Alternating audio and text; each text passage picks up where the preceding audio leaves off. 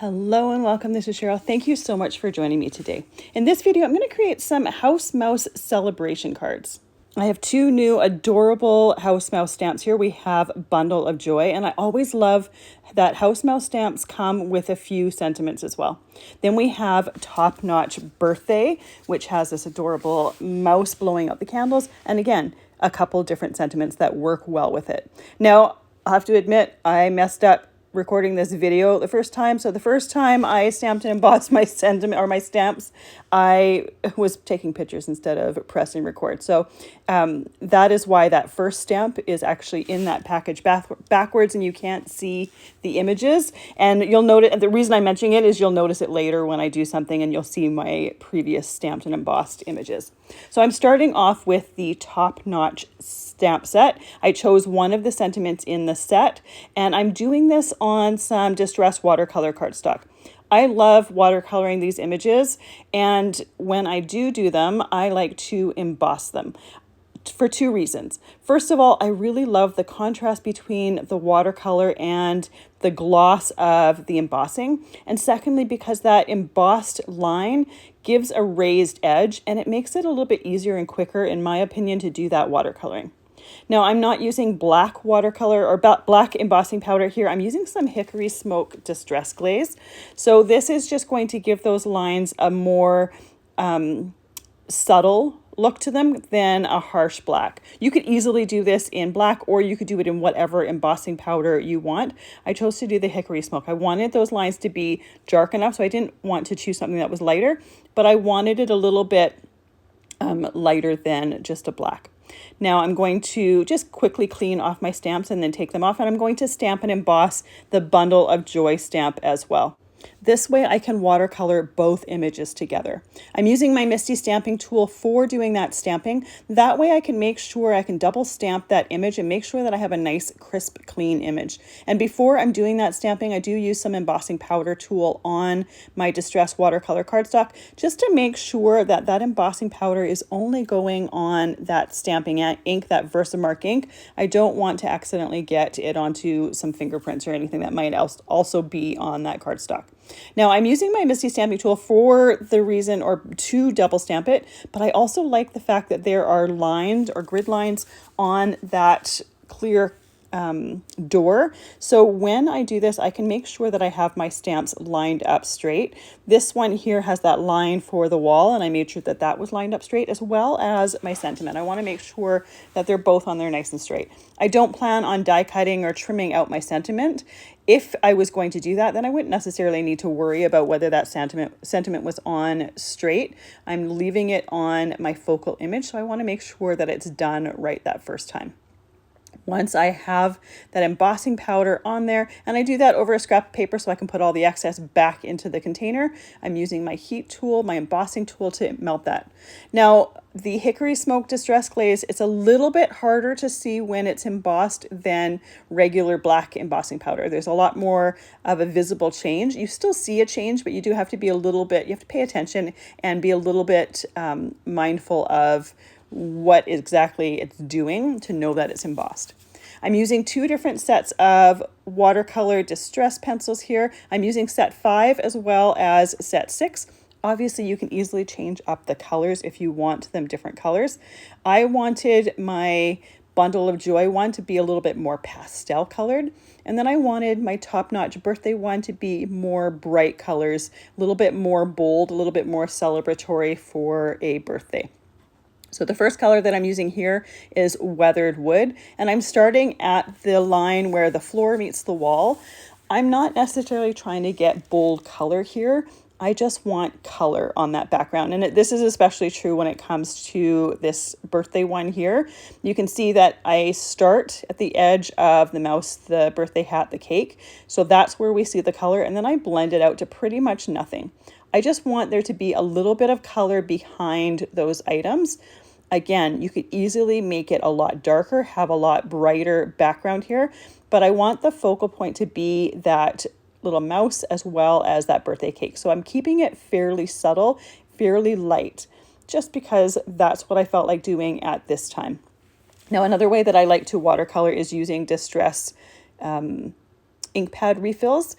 I like using those simply because they're just a dye base, so they're a lot more transparent. The colors are a little bit brighter. When you use the distress watercolor pencils, because there's some pigment in them, they end up being a little bit chalkier, shall we say.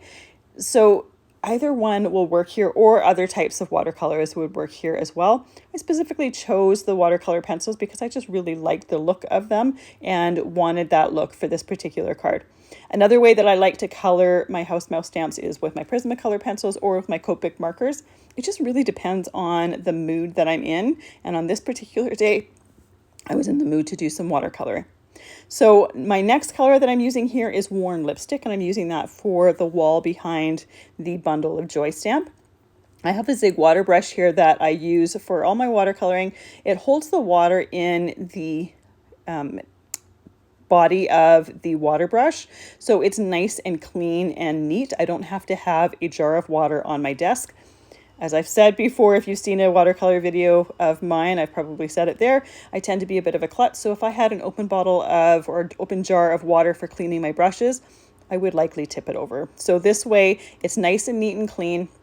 I have a piece of paper towel to my right, and between different colors, I will clean my brush off on that paper towel. If I happen to have a little bit too much color, I will tap it off on that paper towel. So I really have a lot of control when I'm doing that watercoloring. Now, when I'm doing watercoloring, I always start where I want my color to be the darkest, and then I blend it out to where I want it to be lighter. If when I'm doing it, I want a little bit more color, I can grab a little bit more color from the tip of the pencil and then add that extra color there. Now, when you're using the watercolor pencils, when you first start out with them, because they're dry and they're hard, you're going to get more water than you're going to get color. But as you're using that same pencil, you're going to get a little bit more color, and that color is going to be a little bit darker. So if you find that you're not getting enough color, just wait a bit with that water on the edge of that pencil, and it's going to seep into the pencil and give you a little bit more color there.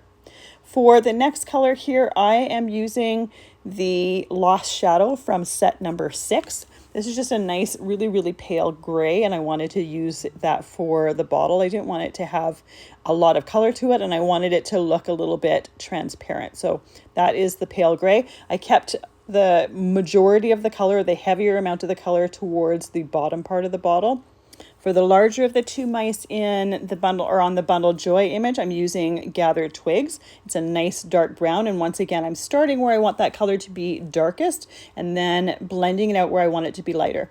If by chance I get a little bit too much color, I can clean my brush off so it's basically just water, and I can lift that color up.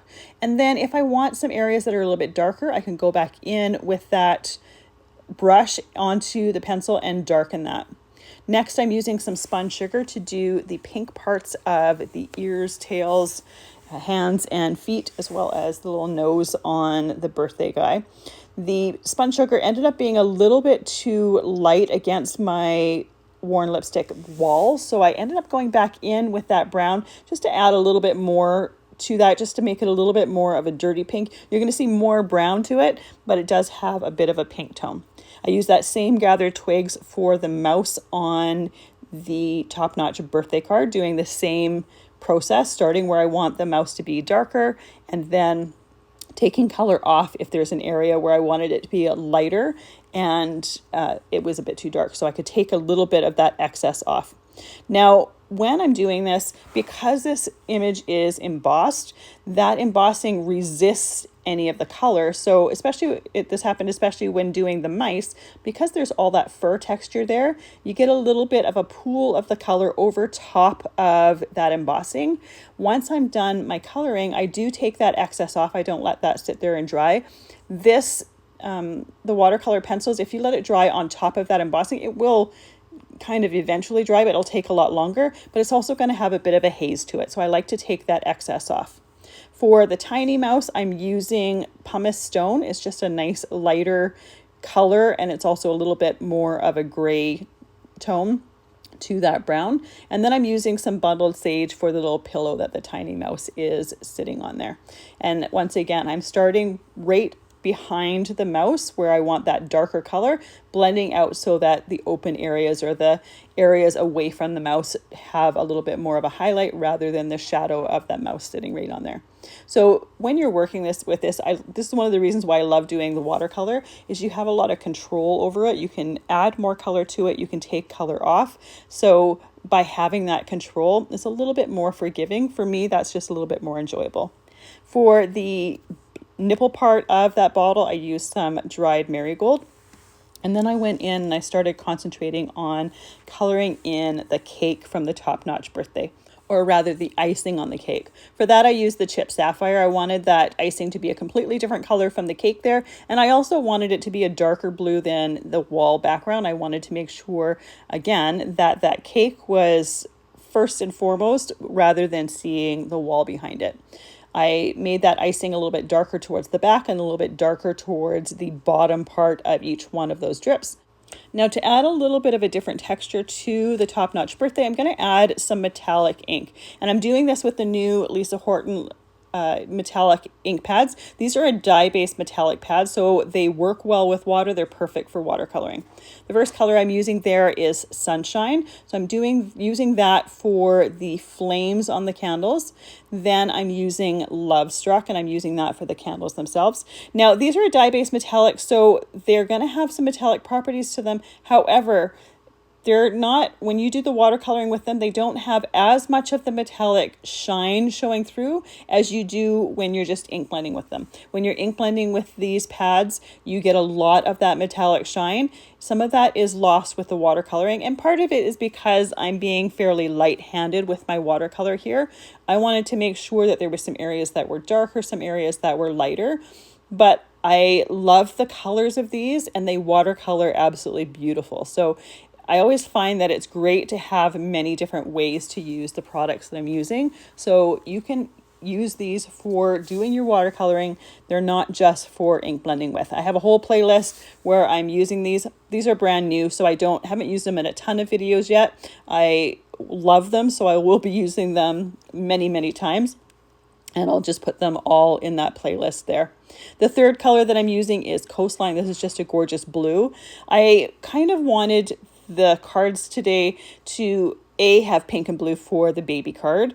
I hadn't decided whether to do one way or the other, and I thought a generic one would be best. And then for the birthday, I wanted nice bright colors, and I chose pink blue to coordinate with that baby card, as well as a nice bright yellow. It was going to work well for not only the flames but also other areas as well. Just add some brightness to it. Now, I didn't want this ink on my surface here to go to waste, so I'm using the piece of watercolor cardstock that I had one of my first images on that I didn't use because I didn't actually film it. I misted that background there with some water using my Mighty Mister, and I'm just dipping that cardstock into the ink. Once I have an effect that I like, I'm going to let that completely dry. This is very similar to doing a distress background, and I did a distress background with these recently. I'm not sure if the video will be live when this video is live. It will be live at some point. I just have to wait for those products to be available. This ink works really well for doing a distress style background, and it looks totally different on dark cardstock than light cardstock. So it's really fun to get those two different looks. To add a bit of extra texture here, I'm adding some glossy accents on my flame as well as the bottle, and then also on the mouse's eyes. Now, full disclosure, I did this at this point because I was going to be away for about an hour, hour and a half, and figured it would have enough time to dry. Best thing to do, though, would be to finish your cards and then do this, because I have to die cut these pieces, or I want to die cut these pieces rather than just trim them with a trimmer.